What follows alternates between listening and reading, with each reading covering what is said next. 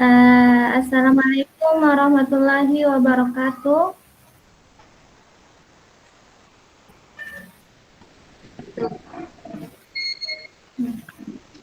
Terima kasih Bapak Ibu atas kesempatannya untuk mengikuti diseminasi budaya positif. Pertama-tama puji syukur kehadirat Allah Subhanahu wa taala yang telah memberikan kita kesehatan dan kesempatan hingga kita bisa bergabung pada kegiatan diseminasi budaya positif. Yang kedua, tak lupa pula kita panjatkan salawat serta salam atas junjungan Nabi besar kita Muhammad SAW. Baik, pertama-tama di sini saya akan menyebarkan pemahaman dan penerapan pengalaman budaya positif.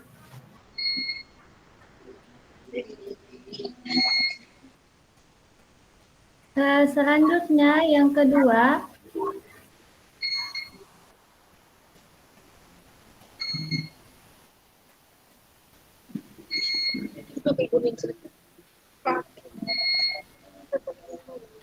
agenda kita pada kegiatan hari ini yang pertama itu pembukaan, yang kedua ice breaking, yang ketiga latar belakang, kemudian yang keempat itu tujuan, kemudian pembahasan materi. Jadi materi yang akan saya paparkan di sini yang pertama itu adalah disiplin positif dan nilai-nilai kebajikan universal.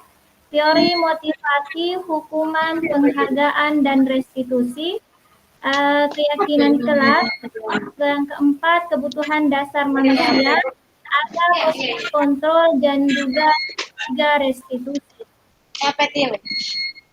Selanjutnya terakhir itu adalah refleksi dan penutup.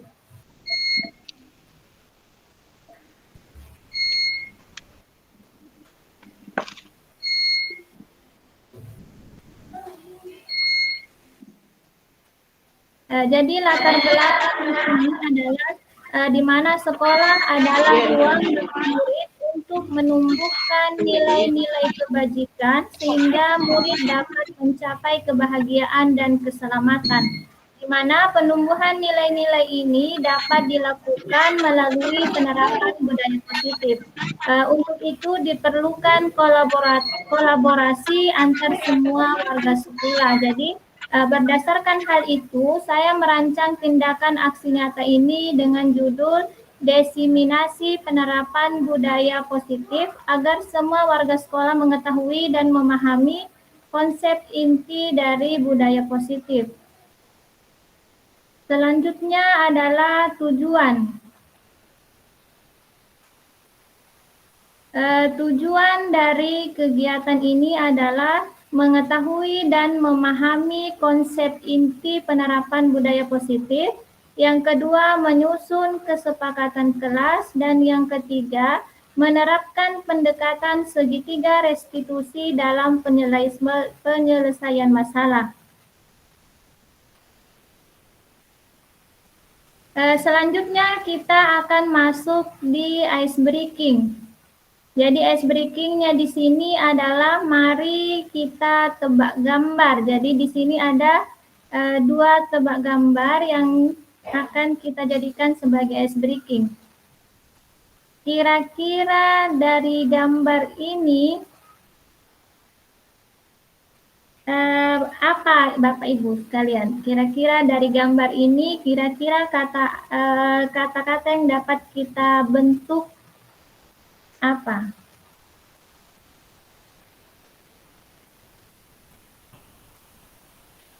Hipertensi. Ya, betul ya Ibu Isti, hipertensi. Jadi dari gambar ini hipertensi. Selanjutnya ice breaking kedua itu gambar apa kira-kira yang bisa dibentuk dari gambar di depan ini?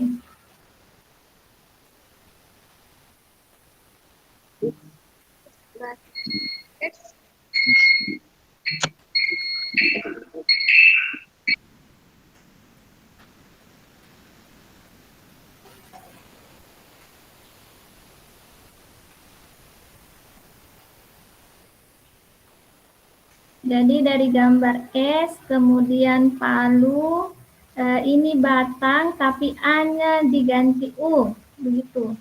Jadi es, kemudian Es palu palu. butung, Ibu. Ya betul ya Bu, es palu butung. Palu butung. Dari gambar yang kedua, es palu butung. Oke.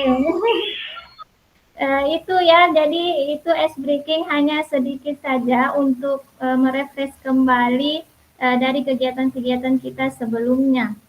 Selanjutnya kita masuk ke inti. Di sini sebelum masuk ke materi ada pertanyaan pemantik untuk Bapak Ibu sekalian. Di sini hukuman itu dapat mendisiplinkan anak. Apakah Bapak Ibu setuju atau tidak setuju? Hukuman dapat mendisiplinkan anak. Tidak. Tidak ya. Ya, jadi yang kedua, pemberian hukuman dengan hal positif seperti membaca atau membersihkan halaman sekolah dapat meningkatkan disiplin anak. Setuju atau tidak setuju? Kemudian yang ketiga, memberi penghargaan dapat motivasi belajar anak. Nah, di sini penghargaan apakah dengan kita memberikan penghargaan bisa meningkatkan motivasi belajar anak? Itu ya, ini pertanyaan pemantiknya. Selanjutnya, disiplin positif dan nilai-nilai kebajikan universal. Di sini kita sudah masuk ke materi inti. Apa itu disiplin positif? Apa itu disiplin positif? Jadi disiplin positif di sini adalah penanaman nilai pada diri sehingga memunculkan motivasi intrinsik, motivasi internal yang berasal dari dalam diri sehingga murid tidak merasa tertekan atau dipaksa untuk melakukan suatu tindakan tertentu. Selanjutnya adalah nilai kebajikan universal. Jadi di sini ada 6 poin yang masuk ke nilai kebajikan universal. Yang pertama itu adalah beriman, bertakwa kepada Tuhan Yang Maha Esa dan berakhlak mulia. Yang kedua, mandiri, bernalar kritis, kemudian berkebinekaan global, bergotong royong, dan kreatif. Kemudian selanjutnya, nilai kebajikan universal. Pertanyaan pemantiknya di sini, nilai-nilai kebajikan apa yang Anda rasakan penting saat ini untuk ditanamkan pada murid-murid Anda di kelas atau di sekolah? Mengapa demikian? Kemudian materi selanjutnya yaitu teori motivasi, hukuman, dan penghargaan dan restitusi. Selanjutnya, pertanyaan pemantiknya di sini, sebagai seorang guru, saat Anda hadir mengajar di kelas tepat waktu, motivasi apakah yang mendasari tindakan Anda? Jadi di sini ada 3 hal. Yang pertama, apakah Anda datang tepat waktu karena tidak ingin ditegur oleh atasan, ataukah kemudian mendapat surat peringatan? Kemudian yang kedua, Anda ingin mendapatkan pujian dari atasan Anda, atau Anda ingin menjadi orang yang menghargai waktu, kemudian menghargai diri Anda sendiri sebagai teladan bagi murid-murid Anda karena Anda percaya tindakan Anda sebagai guru akan dicontoh oleh murid-murid Anda.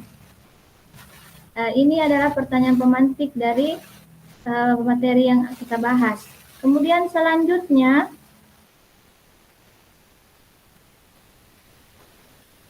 teori motivasi itu di sini ada 3 tadi, motivasi eksternal untuk menghindari ketidaknyamanan atau hukuman. Kemudian motivasi eksternal juga untuk mendapatkan imbalan atau penghargaan. Ada juga disebut sebagai motivasi internal, di mana dia berfungsi untuk menghargai diri sendiri.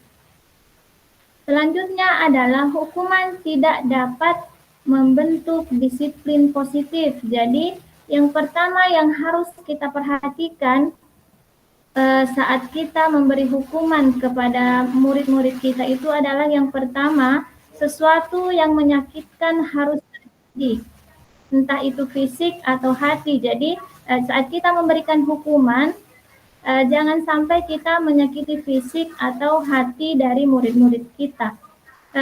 Karena akan berimbas ke anak itu akan membenci kedisiplinan. Kemudian akan terdapat unsur paksaan bagi anak-anak itu sendiri. Kemudian di mana anak-anak juga bisa saja menyembunyikan kesalahannya. Jadi karena mereka takut dihukum, bukan berarti mereka tidak melakukan suatu kesalahan, tapi mereka hanya menyembunyikan kesalahannya. Kemudian yang terakhir itu ada rasa marah, rasa bersalah, rasa dipermalukan, dan merasa tidak dihargai jika kita menghukum anak-anak dengan mengaitkan fisik atau menyakiti fisik atau hati anak-anak tersebut. Kemudian selanjutnya Bapak Ibu di sini ada penghargaan tidak dapat membentuk disiplin positif. Jadi ini tadi kita kaitkan dengan pertanyaan pemantik di awal tadi. Penghargaan itu tidak dapat membentuk disiplin positif. Kenapa demikian? Karena yang pertama itu penghargaan hanya efektif dalam jangka waktu pendek. Jadi anak-anak hanya akan bersemangat hanya pada saat akan diberikan penghargaan oleh gurunya. Kemudian yang kedua, penghargaan itu bersifat menghukum. Yang ketiga, penghargaan bisa merusak hubungan. Yang keempat, penghargaan mengurangi ketepatan, penghargaan menurunkan kualitas, dan penghargaan mematikan kreativitas anak-anak.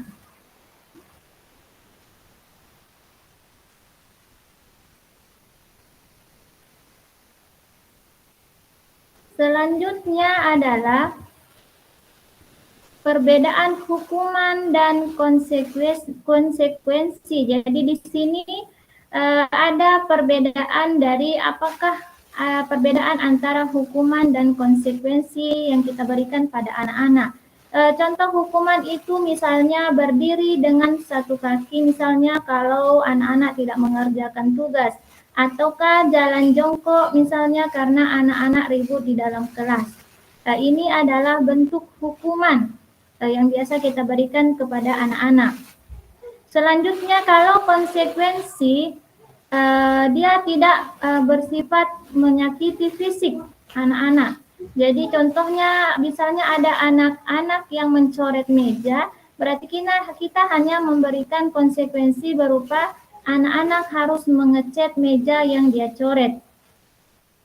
Jadi kemudian yang kedua, jika anak-anak terlambat memasuk pada saat jam pelajaran, bukan kita menghukum dengan hukuman fisik, tapi kita bisa dengan menambah waktu belajar anak-anak sesuai dengan keterlambatannya.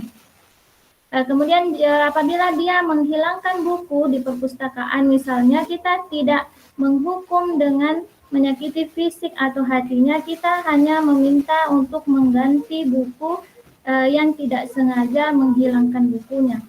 Seperti itu Bapak Ibu. Jadi kita betul-betul diminta untuk menghindari adanya hukuman untuk anak-anak di sekolah. Jadi selama kita masih bisa mencari dalam bentuk konsekuensi dari perbuatannya, maka itu lebih baik.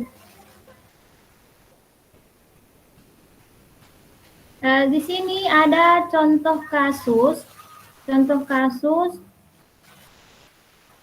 perbedaan antara hukuman dan konsekuensi. Jadi Iva kurang menguasai pelajaran matematika. Silakan Bapak Ibu bisa membaca juga, sehingga pada saat pelajaran tersebut berlangsung, dia lebih banyak berdiam diri atau menggambar di buku pelajarannya. Jadi mungkin kita sering menjumpai ini di kelas Bapak Ibu. Pada saat kita menjelaskan, anak-anak malah asyik menggambar di bukunya. Kemudian Pak Seno menanyakan pertanyaan. Iva menjadi gugup dan tak sengaja menjatuhkan tasnya dari kursi. Dan serta tiba-tiba menjadi gagap pada saat berusaha menjawab. Seluruh kelas pun tertawa melihat perilaku Iva yang bicara tergagap dan terkejut tersebut. Pak Seno pada saat itu membiarkan teman-teman Iva menertawakan Iva yang tergagap dan malu luar biasa, dan malahan meminta Iva untuk maju ke depan dan berdiri di depan kelas sambil menunjuk hidungnya karena tidak bisa menjawab pertanyaan dari Pak Seno. Kelas makin gaduh dan anak-anak pun tertawa melihat Iva di depan kelas memegang ujung hidungnya. Di sini dari kasus Iva dengan Pak Seno ini, apakah Bapak Ibu setuju dengan tindakan Pak Seno terhadap Iva? Kenapa bisa setuju? Kemudian, menurut Anda tindakan terhadap Pak Seno ini terhadap Iva, apakah sebuah hukuman atau konsekuensi? Apakah ada Bapak Ibu yang mau memberi komentar? Apakah tindakan yang dilakukan Pak Seno ini terhadap Iva? Sudah setuju? Apakah Bapak Ibu setuju atau tidak tindakannya Pak Seno terhadap Iva?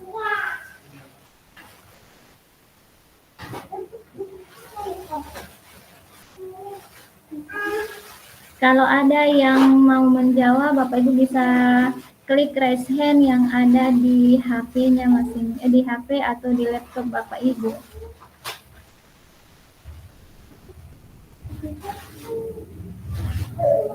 Di sini ada dua dari kasus tadi. Di sini ada dua pertanyaannya.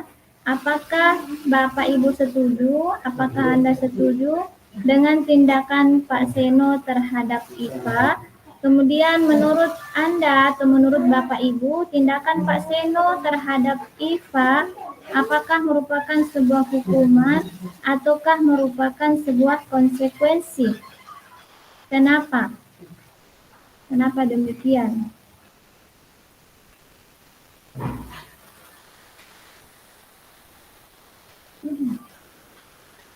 Jadi dari kasus ini apakah Bapak Ibu setuju? Kemudian apakah termasuk hukuman ataukah termasuk konsekuensi dari cara Pak Seno menyelesaikan masalah terhadap Iva?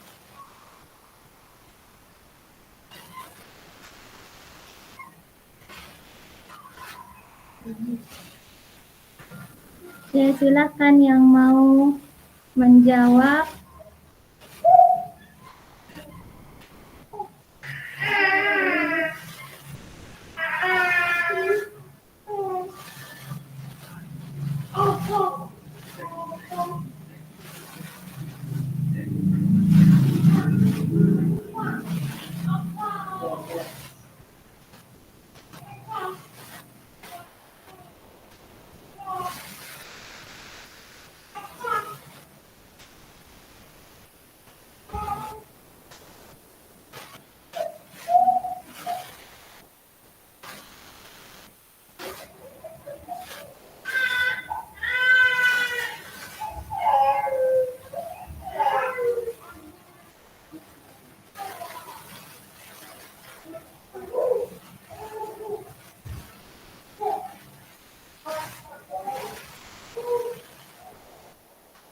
Ya, baik ya Bapak Ibu, kalau begitu kita akan lanjut dulu ke apa yang harus dilakukan untuk memunculkan motivasi internal. Jadi apa yang bisa kita lakukan sebagai seorang guru untuk melakukan atau memunculkan motivasi internal pada diri anak? Baik ya, ada yang raise hand, silahkan Ibu Hati. Oh, dua ya, silahkan Bu Hatijah dulu. Saya persilahkan Bu, yang soal yang tadi.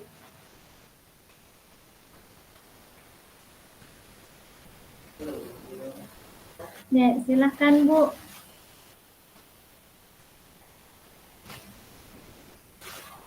diaktifkan mic-nya, Bu.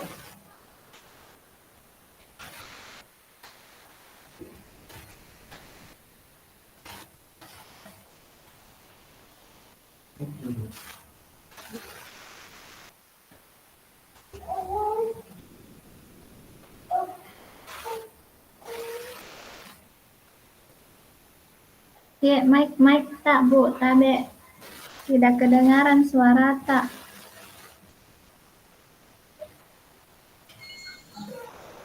Nah, ya, silakan, Bu.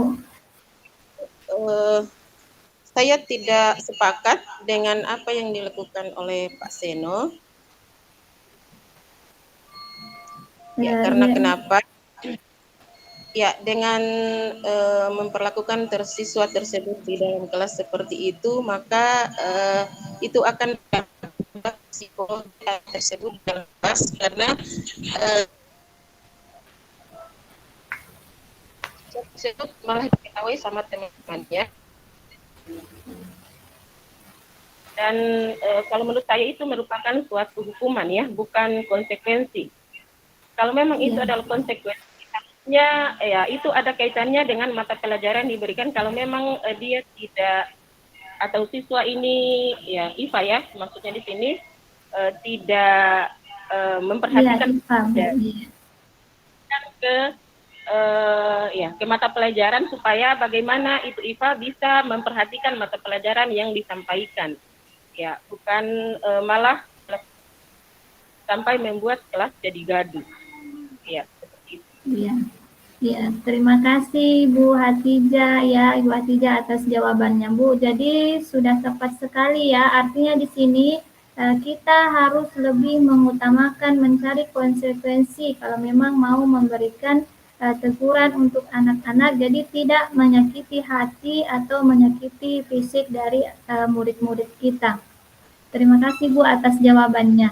Selanjutnya di sini kita akan membahas tentang apa yang harus kita lakukan untuk memunculkan motivasi internal pada anak.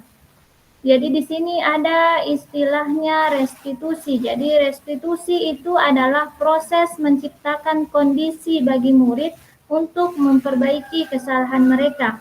Juga mengajarkan kepada murid untuk mencari solusi atas masalah mereka dan membantu murid berpikir tentang tujuan mulia dan bagaimana murid mereka harus memperlakukan orang lain. Jadi ya, kita akan belajar di sini tentang restitusi supaya kita tidak menghukum yang menyakiti fisik dan hati mereka.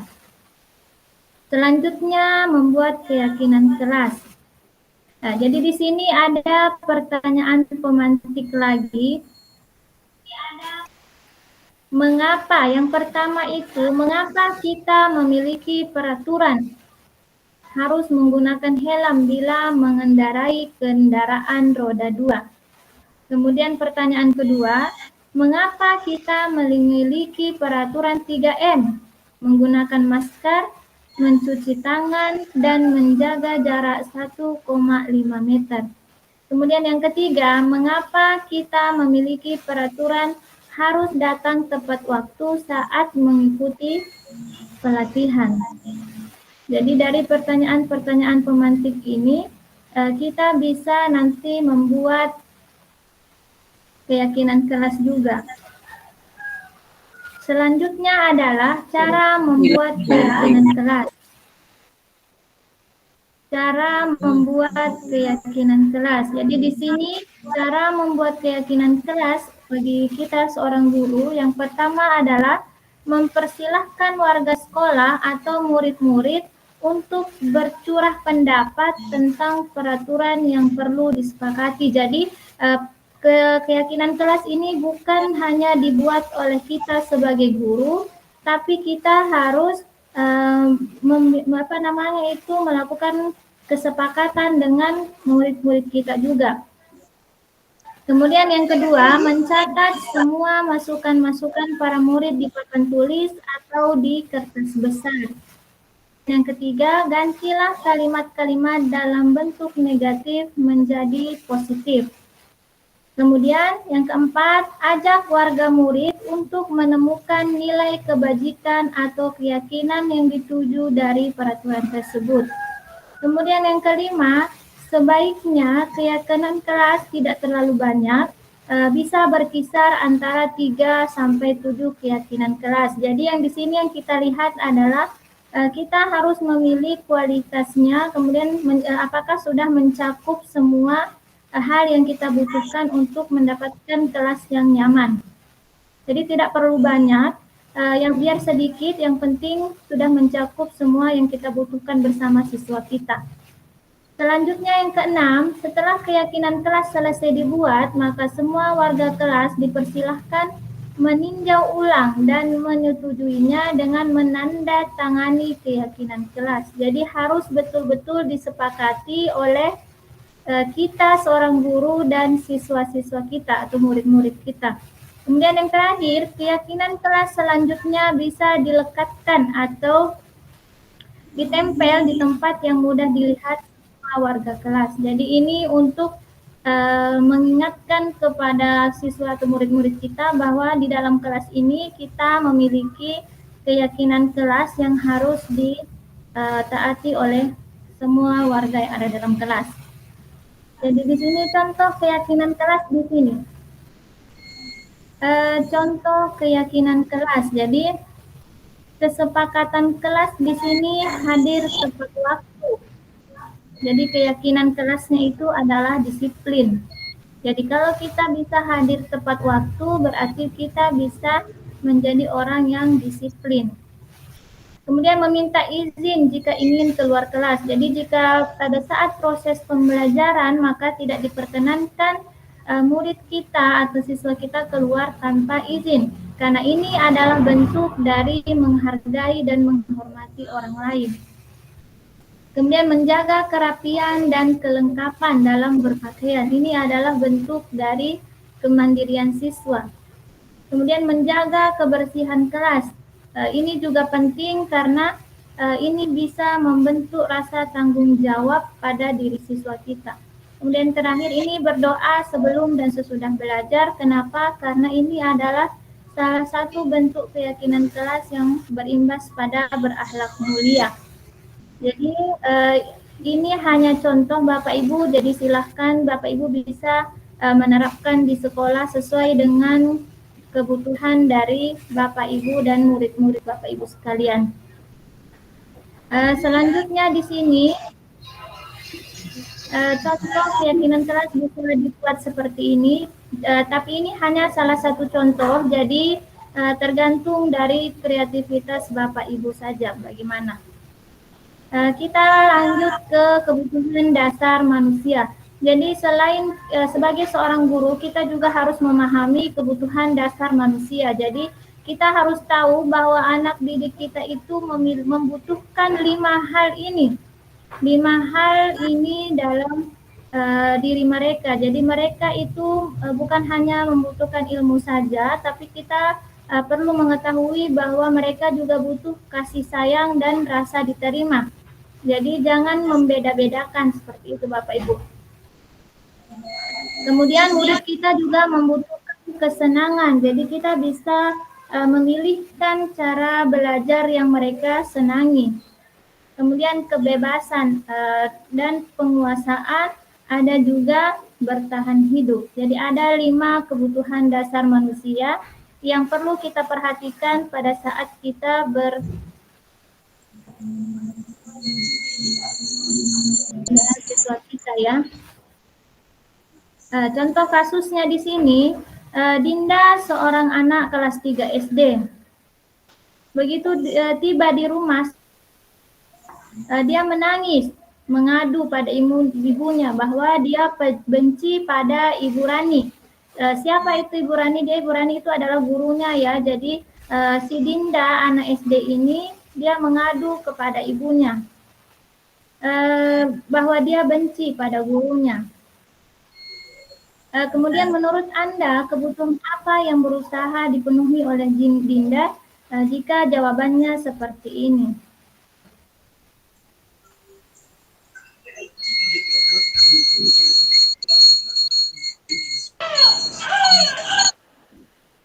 Jadi Ibu guru bilang aku tidak boleh bersenandung waktu mengerjakan. Jadi ini adalah keluhan-keluhan Dinda.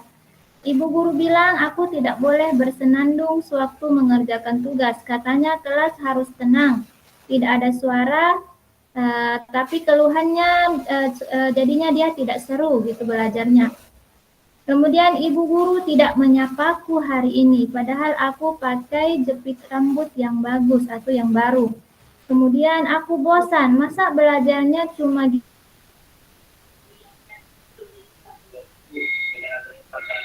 rapi, malah ibu guru nunjukin ke teman-teman di depan kelas.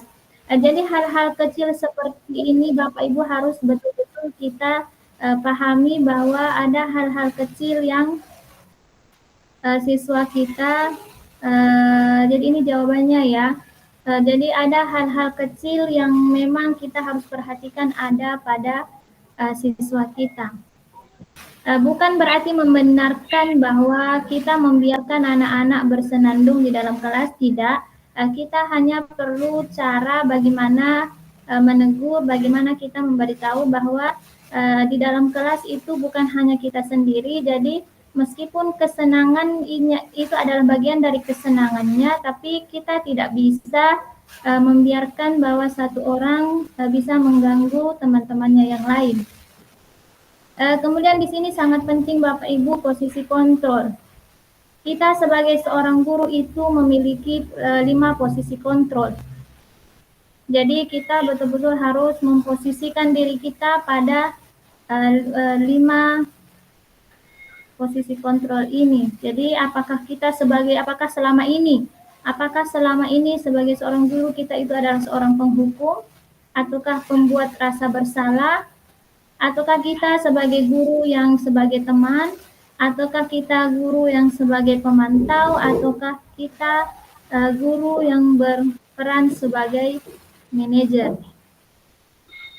Di sini ada contoh video Bapak Ibu bagaimana seorang guru yang sebagai penghukum.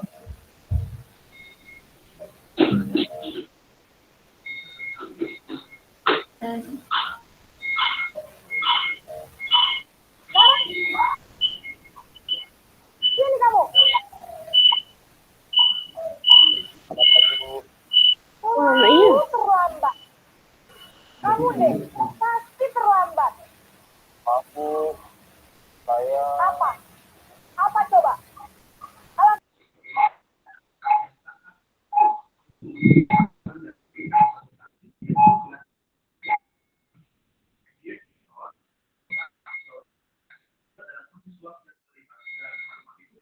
Kalau ini begitu kan.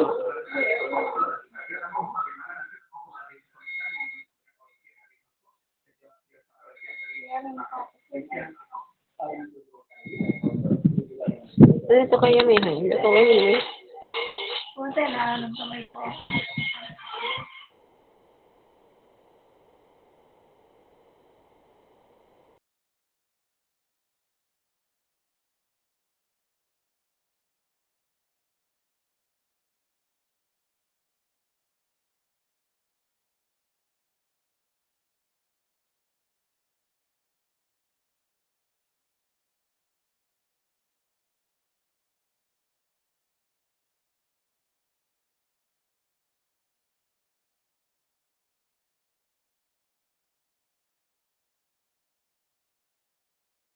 Dari video tadi itu jika kita sebagai posisi penghukum, jadi kita sebagai guru dengan posisi penghukum. Jadi di sini dia lebih ke menghardik, membentak, menunjuk-nunjuk, berkaca pinggang seperti itu ya. Jadi posisi sebagai penghukum. Otomatis ada dampaknya juga. Jadi dampaknya kepada murid itu murid bisa saja menjadi pendendam. Tidak menyukai guru atau tidak menyukai guru mata pelajaran tersebut jika kita posisikan diri kita sebagai penghukum. Itu imbasnya dari kalau kita posisikan diri kita sebagai penghukum. Kemudian ada posisi pembuat merasa bersalah. kita perhatikan dulu perbedaannya.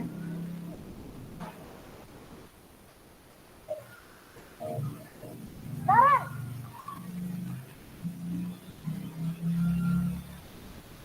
Selamat pagi, Bu. Naren. Kamu kenapa terlambat lagi, nak? Ya Tuhan, Naren. Kamu senang ya bikin ibu susah ya? Kalau kamu terlambat lagi, nanti ibu yang ditegur bapak kepala sekolah, nak. Disangka ibu tidak bisa membina kamu. Tuh, gimana ini?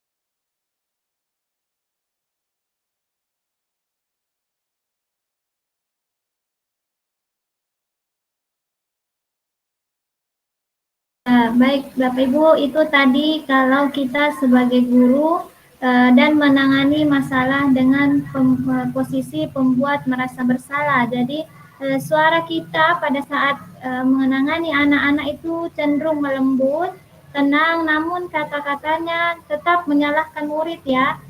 Jadi guru menyatakan hal-hal yang merasa kesalahan ada pada murid dengan membuat guru menderita. Jadi dampaknya di sini murid bisa merasa bersalah, rendah diri dan menarik diri dari lingkungannya.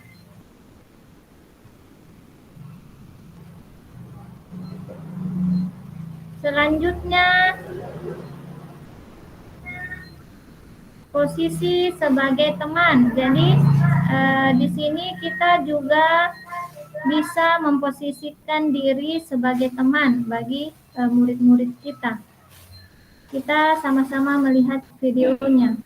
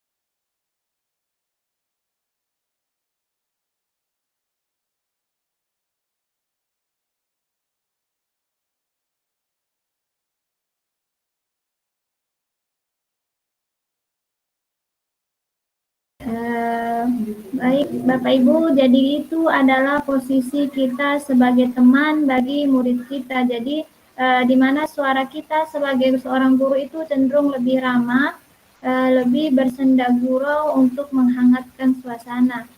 Dampaknya pada murid itu, murid akan bergantung pada satu orang, murid tidak mandiri dan tidak bisa berpikir untuk dirinya sendiri.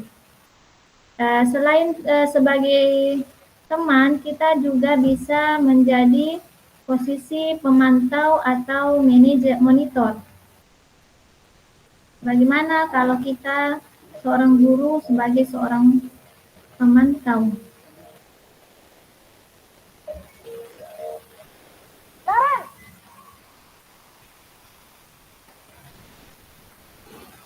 Selamat pagi, Bu. Naren,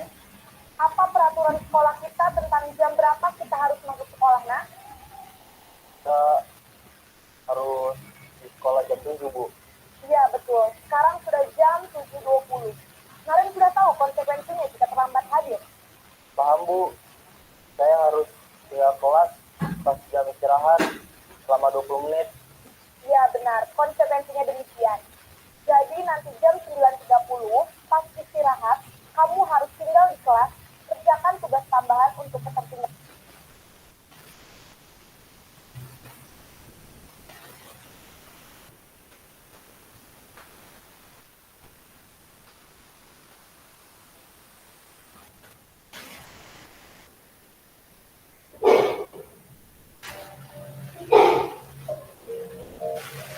Selamat pagi, Bu.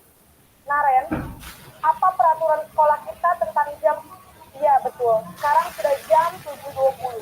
Naren sudah tahu konsekuensinya jika terlambat hadir. Paham, Bu. Saya harus tinggal kelas pas jam istirahat selama 20 menit.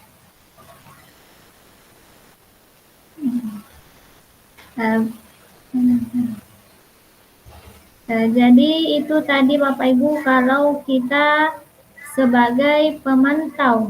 Jadi seorang pemantau itu bersuara datar, tidak emosional, tidak juga bersenda gurau, tidak memiliki suara yang tinggi juga, tercipta identitas diri yang positif. Jadi seorang pemantau itu sering memantau dan mengawasi murid saat diberi sanksi.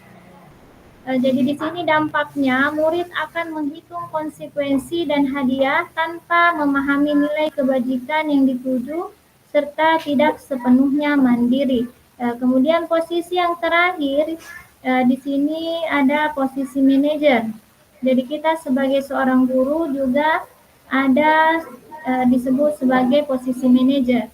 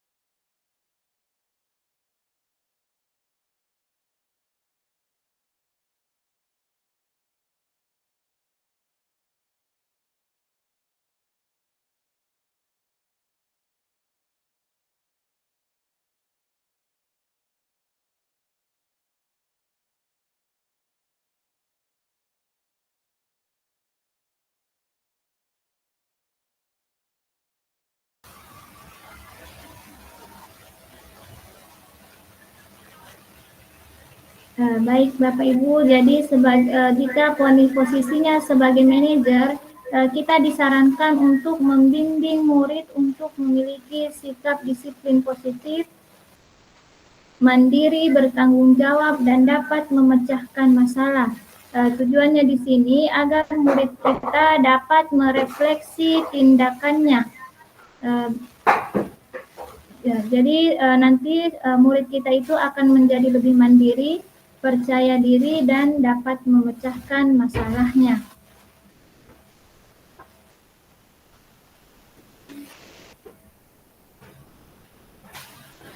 Baiklah Bapak Ibu, jadi dari 5 posisi kontrol guru tadi, kira-kira manakah posisi yang ideal? dari posisi guru sebagai pemantau, pembuat rasa bersalah, sebagai teman, sebagai manajer, dan sebagai penghukum.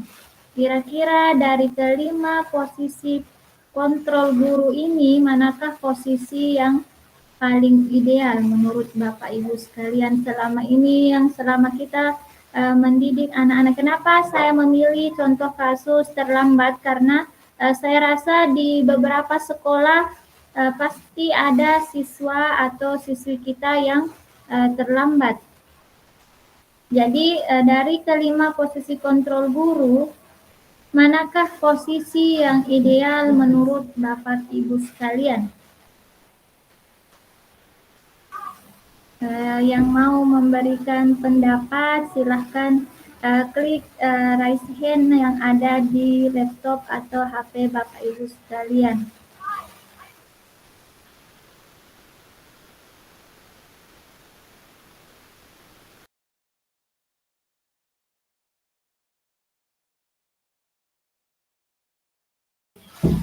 Baik ya, iya Ibu Hatijah, Bu, mau juga atau belum tadi turun tangan?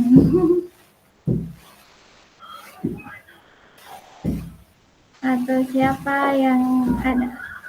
Kita ya?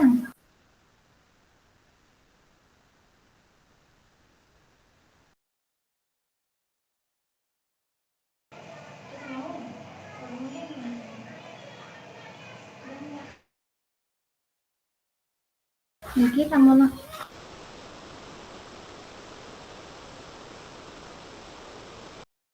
kedua lah ya. ya Bapak Ibu, siapa yang mau mencoba menjawab dari 5 posisi kontrol guru, kira-kira yang mana yang menurut Bapak Ibu paling ideal? Salah satunya saja boleh juga.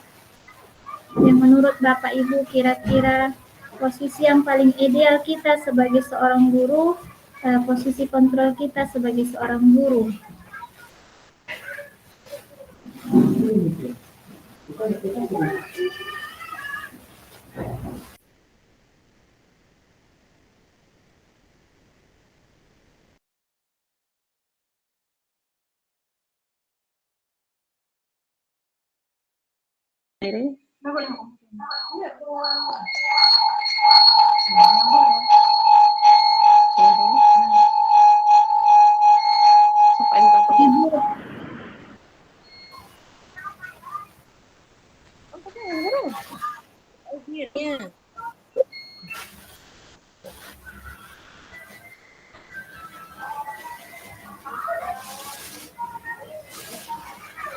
nah ini kan.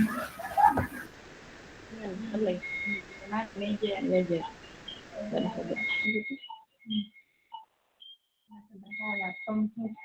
Hukum apa itu?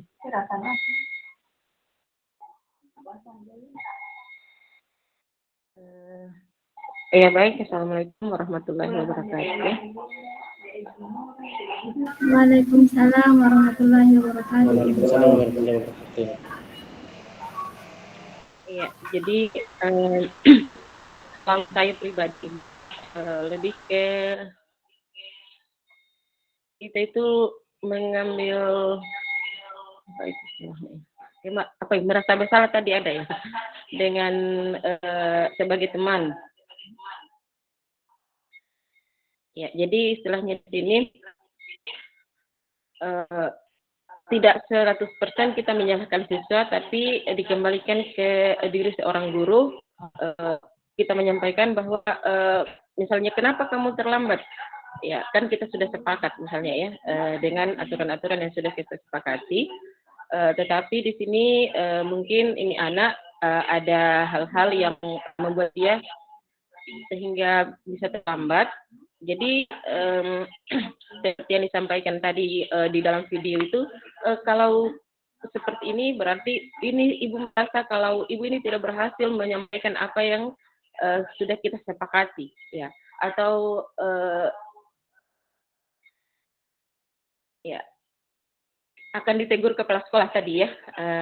Jadi pernah saya menyampaikan seperti itu di siswa-siswi atau anak OSIS saya.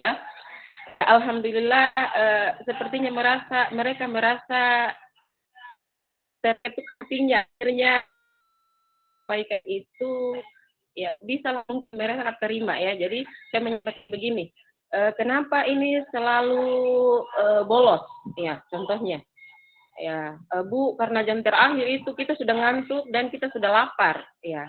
Jadi waktu itu saya sampaikan bahwa ya memang ya namanya ya menjadi seorang siswa itu ya memang aturannya sudah seperti itu. Jadi ya kalau memang kamu lapar, ya lapor ke ibu ya. Mungkin bisa saja kita cari solusinya. Kalau memang lapar ya kita akan ya siapa-siapa di situ ya yang memang tidak ya pada lapar pada saat itu, maksud saya jadi kita bisa saya bisa menyiapkan lah ya, mungkin makanan ya. Tapi merasa begini, Bu, jangan Bu, masa iya kami disiapkan makanan diusahakan ya pada saat jam istirahat itu memang sudah makan ya dengan uang jajan yang diberikan oleh orang tuanya, jangan dialihkan ke lain itu uang yang diberikan. Kalau tidak ya mungkin ibu ya harus turun tangan seperti itu. Ya akhirnya mereka merasa bahwa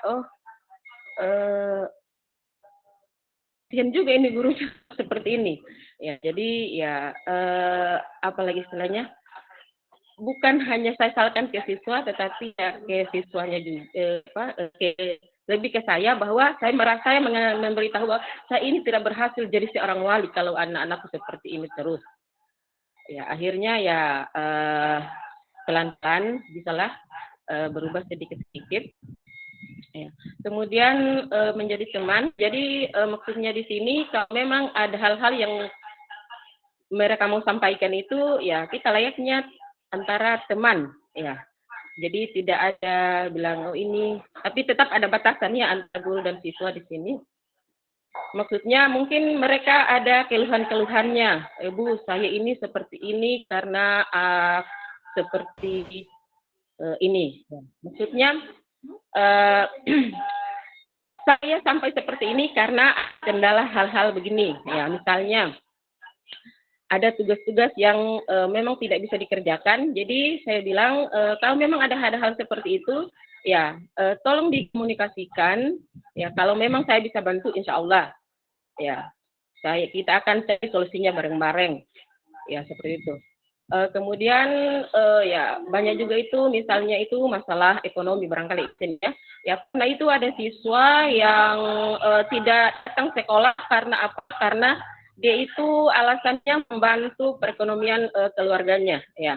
Jadi artinya di sini dia harus mencari pekerjaan sampingan untuk memenuhi kebutuhannya sendiri karena mungkin di sini banyak saudara dan memang ekonomi itu memang kurang bagus. Jadi di sini saya tidak menyalahkan 100% ke siswa. Jadi kita dekati sebagai teman supaya dia bisa curhat apa masalahnya. Ya insya Allah kita bisa carikan solusinya bareng-bareng. Ya, mungkin seperti itu Ibu. Mohon maaf kalau ada yang kurang penyampaiannya.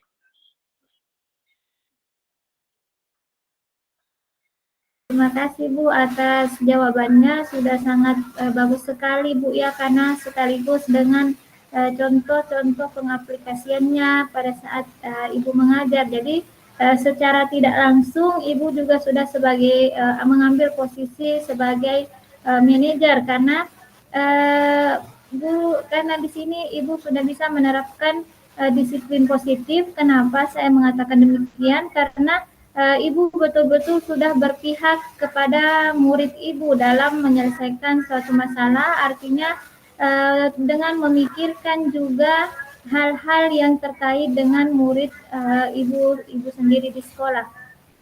Terima kasih Bu atas jawaban yang Ibu berikan. Selanjutnya di sini ada segitiga restitusi. Apa itu segitiga restitusi? Jadi segitiga restitusi di sini adalah cara kita untuk menyelesaikan masalah yang baik. Bagaimana cara menyelesaikan masalah yang baik apabila terjadi masalah di antara siswa-siswa kita di sekolah. Jadi di sini segitiga restitusi itu ada tahapan-tahapannya ya Bapak Ibu, ada tiga tahapan. Yang pertama itu menstabilkan identitas. Jadi kata-kata yang biasa kita gunakan kalau pada saat menstabilkan identitas itu misalnya kita mengatakan kepada siswa kita bahwa berbuat salah itu tidak apa-apa, misalnya seperti itu, karena tidak ada manusia yang sempurna. Kemudian kita juga bisa mengatakan bahwa saya ingin mencari solusi dari permasalahan dari siswa kita. Jadi sebenarnya secara tidak langsung meskipun kita belum mempelajari segitiga restitusi, tapi sebenarnya kita sudah menyelesaikan masalah siswa kita dengan cara segitiga restitusi. Kenapa saya mengatakan demikian, Bapak Ibu? Karena di sini di validasi tindakan yang salah, kita pasti menanyakan kepada siswa kita kenapa siswa kita melakukan kesalahan tersebut. Pasti dia punya alasan melakukan suatu kesalahan tersebut. Kemudian menanyakan keyakinan kelas. Jadi apa keyakinan kelas yang kita percaya? Jadi kita melakukan penguatan Bapak Ibu di sini. Jadi pada saat kita menyelesaikan masalah siswa kita kembalikan lagi ke keyakinan kelas yang sudah kita bentuk. Misalnya keyakinan kelas apa yang dilanggar, kemudian keyakinan kelas apa yang harusnya ditaati supaya kesalahan tersebut tidak diulangi lagi. Itulah tadi Bapak Ibu pemaparan dari diseminasi budaya positif saya sebagai salah satu calon guru penggerak, dan terima kasih Bapak Ibu. Siapa tahu ada yang mau bertanya.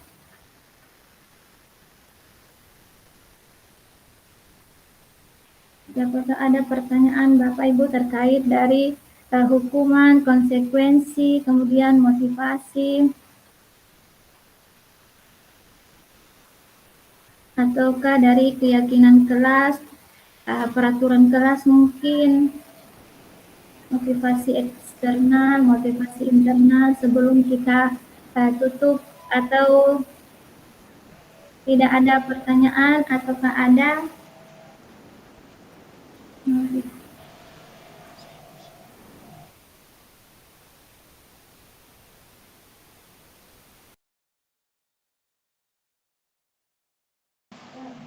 Ya, saya Bu mau bertanya. Di sekolah biasanya ada peraturan kelas masing-masing, setiap kelas biasanya ada peraturan kelas yang dibuat. Tadi saya mendengar ada materi tentang keyakinan kelas. Yang saya ingin tanyakan, apa bedanya peraturan kelas dan keyakinan kelas? Ya, terima kasih banyak.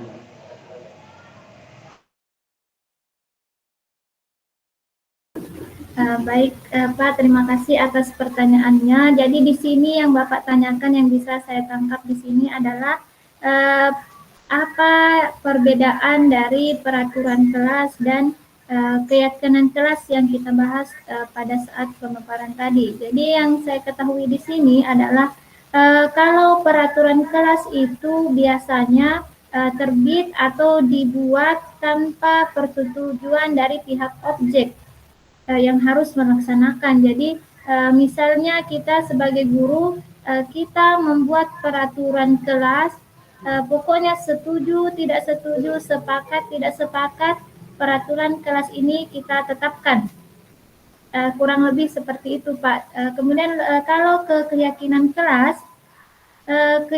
kelas itu biasanya persetujuan. Jadi yang dibuat bersama antara guru dan murid.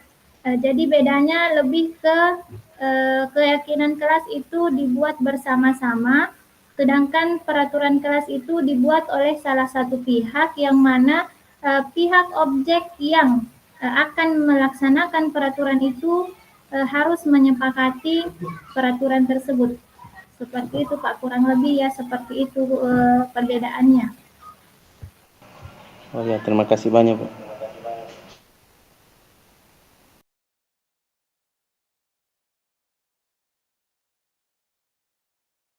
Ya, silahkan Ibu Wistiani.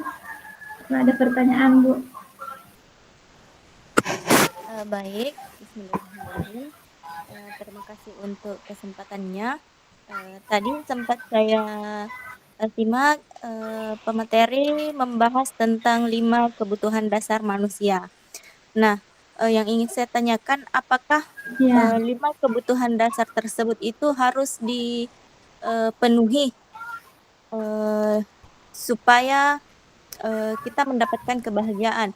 Nah, kalau dilihat dari contoh kasus yang tadi diberikan, menurut Ibu, apakah cara cara objek memenuhi kebutuhan dasarnya itu bisa dikatakan benar atau bagaimana?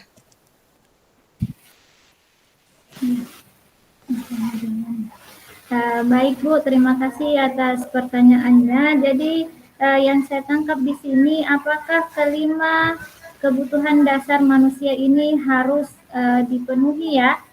Kemudian dalam kasus-kasus tadi, apakah semua ini sudah terrangkum di dalamnya? Apakah seperti itu Bu?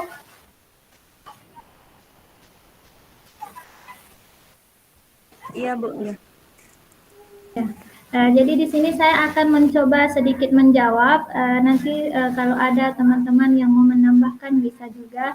Jadi di sini menurut saya 5 kebutuhan dasar manusia ini memang sangat perlu diterapkan terhadap murid-murid kita. Itu pun harus dengan pengawasan kita ya Bapak Ibu. Jadi di sini contoh yang pertama kasih sayang dan rasa diterima. Jadi sebagaimana kita ketahui bahwa siswa kita di sekolah itu kadang ada yang memang kurang kasih sayang di rumah.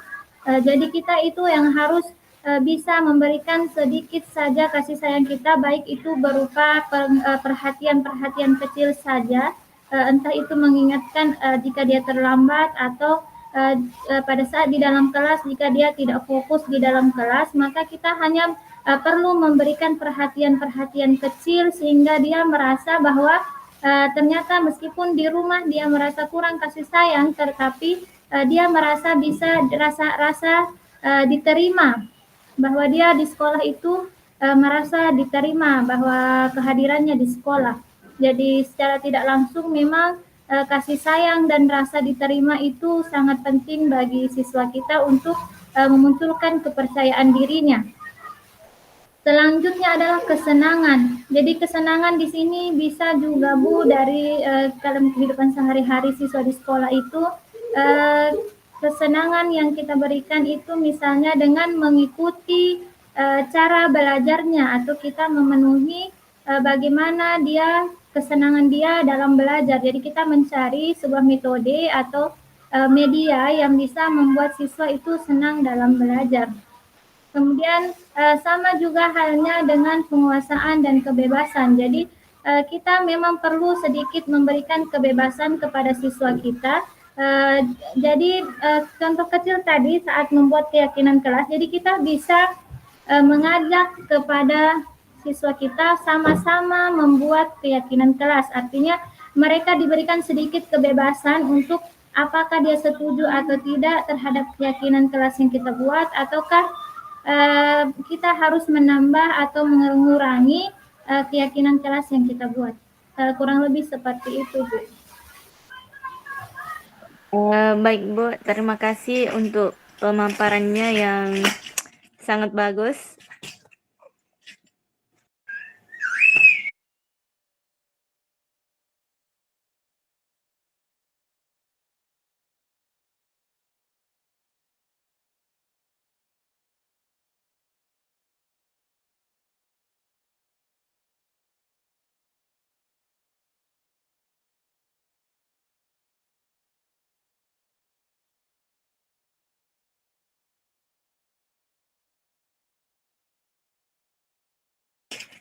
Mikrofonnya tidak aktif, Bu. Ya, seperti itu ya Bapak Ibu, kurang lebih seperti itu yang bisa saya paparkan terkait dengan menyebarkan pemahaman dan penerapan pengalaman budaya positif. Saya ucapkan banyak terima kasih atas kehadiran Bapak Ibu, sangat membantu dalam menyelesaikan tugas saya, dan terima kasih atas waktu yang diberikan.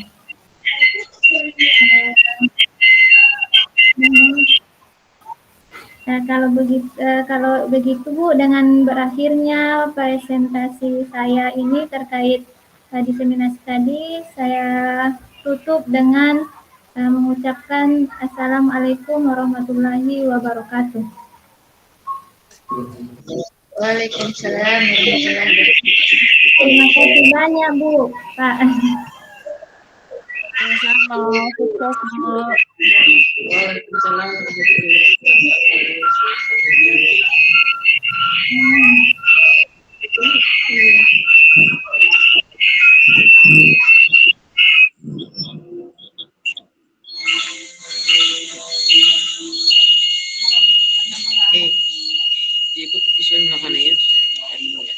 Terima kasih Bu Hatijah.